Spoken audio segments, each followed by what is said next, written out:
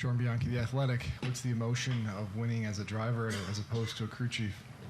Well, the winning as a driver is a thrill. You play in a quarterback position, a captain of the team, if you will. Crew chief role is similar, but certainly more of an adrenaline rush than being an owner.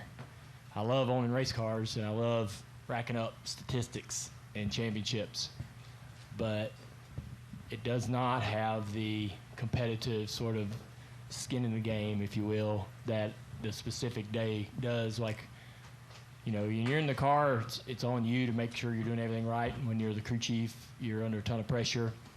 I understand that I did not come in here and handle all of the layers that Marty usually handles or any given crew chief manages. They certainly were putting me in a position to do some light lifting.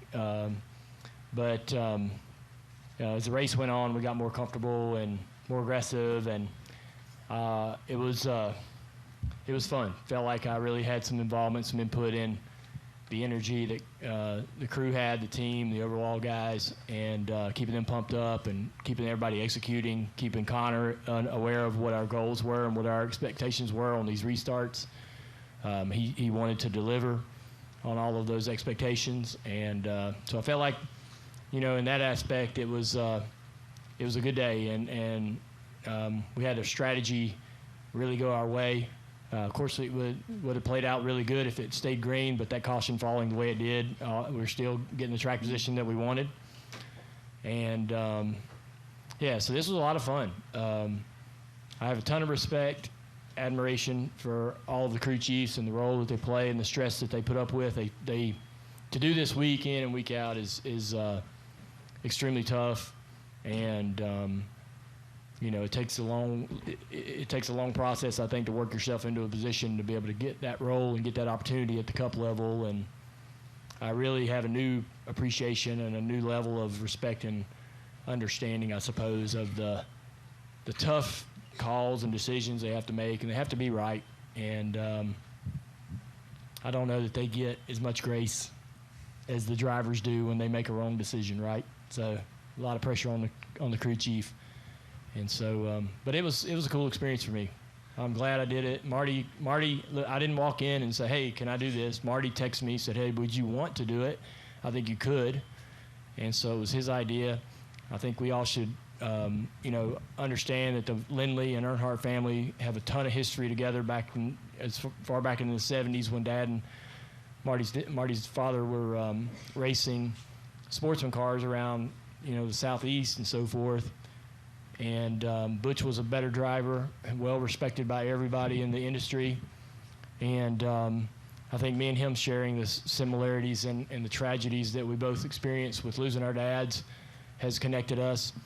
I remember when Butch was killed, my father went out of his way to connect to Marty, bring Marty in. I would ride with Tony Sr. and Tony Jr. on to the Busch races in a 15-passenger van to Atlanta, and we'd stop on the side of the interstate to pick Marty up so he could be part of the team and go with us. And I remember Marty coming through our shop, the Deerhead shop, many times, Dad giving him advice, helping him out. Marty becomes a driver, and an incredible driver at that in the Pro Series, and now a great crew chief. So there's there's a really neat connection there that I think sprung that idea into his head to ask me to do this, and I'm glad he did. Junior Motorsports is a badass organization that can put somebody like me on a pit box and still have a chance to win a race. So you're going to give a lot of credit to a lot of other people, but what role do you think you played in tonight's win? Well, I don't know. I think you have to ask some other people about that, but I felt like coaching Connor a little bit on restarts. He was asking some questions about what he should do, and I was thankful that he wanted to know those answers because I definitely didn't want him doing what he thought he should do. But I know he's the kind of guy that's like, hey, tell me everything. There's not enough information. But I think I wasn't going to make a decision about an adjustment. I did have some influence on our strategy when we were going to pit, if we would flip a stage or anything like that. But they already have a plan before they ever leave the shop on what adjustments they want, when they want them, why they would want them. And so all that stuff is almost like push button. When a driver says, hey, I'm loose off, all right, that's what we need. We're going to do this. We're ready for this. We plan for this. So there's not a ton of communication. It's fairly, if everything goes like it's supposed to, the job's relatively seamless. And, if everything was going to go great, we were going to pit under the stages after winning them and break the third stage in half and cruise to the finish line with a great finish. But sometimes this racetrack and this race, as you'll see tomorrow, will throw some opportunities and some really tough decisions into the crew chief's lap. And, we kind of put ourselves in a position that was different from everyone else, and it gave ourselves a chance to gain a little bit of track position when we needed it. We weren't going to beat the 17, heads up. We weren't going to drive to the 17 and pass him. So we were going to run third if everything went the way it was supposed to, and this gave us a chance to win by coming to pit road or staying out at the end of stage 2 and coming to pit road at the end of the fuel tank. But I'm not a fool to think that I didn't have control of all the levers and the buttons and stuff. But midway through the race, man, I was feeling it, and me and the engineers on the box were in a great conversation around what we should do, how far we could make it, whether we were going to have enough for the green-white checkered, how aggressive could we get to lap 69, 68, all of those things. And then you get down. I think the one thing that I was most nervous about was actually setting that left front tire, because it's easy to set the tire, the guy grabs it, right? But there's a tenth or two, or even a half a second between how far you can get it out there to him. You need that stripe up so he knows where the lugs are, how he can place the tire quickly. All these things are very minute, but they're important that he grabs the tire from you in a certain way, and I didn't want to mess that up. So those guys were great. There's a Trackhouse crew, and I went over there this week and tried out or practiced with them for about 3 rounds, and they were like, you got it, man. I think it's going to be fine. They were awesome to work with, great group of guys. And so that was probably the most. I was so thankful that we actually had one stop less than we planned, because I didn't want to go down there and mess up rolling that tire, setting that tire in there, and cost us a couple spots on pit road we didn't need to lose. Dustin Long, NBC Sports. Are you one and done as a crew chief, or does this open up the opportunity of, in another unique situation, of doing this again in some form or fashion? I mean, it's really up to the crew chiefs, teams individually. I think I would not ever walk in the shop and go, hey, I'd be up for doing it. I'm not going to do that. But if we find ourselves, unfortunately, where Jim or somebody gets suspended, or even Marty again, if they want me to do it, I would happily do it. And we have such great, car chiefs and engineers, great people, and they really do all work really well together in the shop. And I would feel confident that we could go out and get a good result if we needed to do this again. But I'm not going to seek it out. It was a lot of fun, a lot of pressure, definitely out of my wheelhouse for sure. And I had tons of support. Again, I had so much support with our team and Bummy, Mike Bumgardner, who kind of runs Junior Motorsports in a competition role. Just so much good support to be able to succeed, and really, really good fortune on the strategy.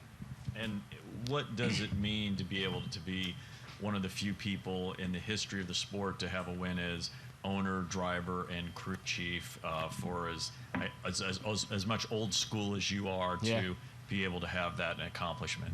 Well, it's more happenstance than anything. It wasn't a plan. I was never gonna crew chief a car. I wasn't ever gonna seek out that. That wasn't something that I ever saw myself doing. And it's neat, but it's more coincidence, happenstance than anything. And again, I don't know that I'll see myself doing it again. Hopefully we don't have any more issues where our guys all go to the racetrack and nobody has to fill in for anybody, but I'll do whatever my team needs me to do. I'll say this, I think after our experience today, the morale of that team and the energy and excitement around that team is better than it was when we walked in this racetrack, and I was thankful to be a part of that. Zach Sterniello, NASCAR.com. Dale, victory lane that you did end up feeling like you had a larger role in today's race than you anticipated. I know you said strategy-wise, it ends up being a little bit more straightforward and seamless from that perspective. But what were your biggest surprises today, and is it as rewarding as you anticipated to be here at this moment? Yeah, I mean, it's awesome to, you never imagine you're going to win the race. We hope we do and hope we can put ourselves in that position to do it. But the 17 was very quick. The 7 was fast as well. But I knew when we saw our car in practice, we kind of matched what they were doing. And I felt like that being in that other group, it gave me some confidence that in the right scenario, we could actually maintain our track position if we could get in front of them. And, it got a little wild at the end, and there was a lot of change in position and so forth. But, we were sitting there thinking about the strategy, and Letarte was sitting there, and he says, man, I don't know. I was worried about, if we flipped the stage, we gave up the playoff point, or we gave up the points earned and all of that. And none of those solutions really were a huge lure and benefit. So we were watching our lap time, and we thought, man, if we can run these laps, they only have a little bit better tire than us. If we can just keep the clean air, run this lap time just for a little while, we only needed to go about 10 more laps to about lap 68. It's like, we should be great. The 17 might come past, but we're going to really have a shot at a top 3, maybe a win. And so Steve was definitely all about that strategy. That's really right up his alley. But I was nervous because I don't have Marty there to really tell me confidently this is the fuel mileage we're getting. We were in traffic when we were measuring our fuel all day, and then when we get to lead, the fuel mileage changes a little bit, so you got to adhere to those changes and understand that you really can't push the car and run him out of gas. That's really the last thing I wanted to do today. But so there's a lot of conversation up there to figure it out and finally land on something we can feel confident about. And so I felt it felt good to have some input and decision making power, if you will, and then I think helping Connor understand what our plan was, and so that he knew when to push and what he was expected to do. That was one of the things I always struggled with as a driver. Is it's not just when you're on the racetrack as a driver. Sometimes you're just driving the car and you really can't do the math, right? You need the crew chief to say, all right, I need you to lead and keep the lead. I need you to run qualifying laps here for the next 5 or 10 laps. This is exactly what I need for this period of time because I've got a plan and this is going to work out if you give me this and do these things for me. And so that was kind of fun to be in that role and helping Connor understand the goals and objectives and who was doing what and what our plan was. And it's pretty neat, but a lot of fun. Steve was sitting there, and he's like, you should tell Connor over the radio exactly what your plan is because you need as many people to buy into this and stay out with you to create the buffer between you and the 17. And so I'm on the radio going, all right, Connor, here's the plan, man, blah, blah, blah. We're going to do this and do that, just telling the world. And I think the 16 and the 2 were the only ones that did it. But it's pretty neat, man. Awesome to have Steve around. Absolutely was not going to pass up the opportunity to have him join me and stand over my shoulder today. And his input certainly influenced our opportunity to win. I didn't even know that. Oh, yeah. Just want to say one more thing. Josh Williams, spotter, did an excellent job today. He had to step up as well. His name won't get mentioned a ton today, but as far as direct line of communication for the majority of the day, that was who was talking to Connor, and so he had to step it up. Just a pro. So real proud of him. Real thankful for him. He made today a breeze. Thank y'all. And fun fact, he won the last Cup race, truck race, and Xfinity race. He's 3 in a row. He is. He's an awesome dude. Good spotter. Thanks, Dale.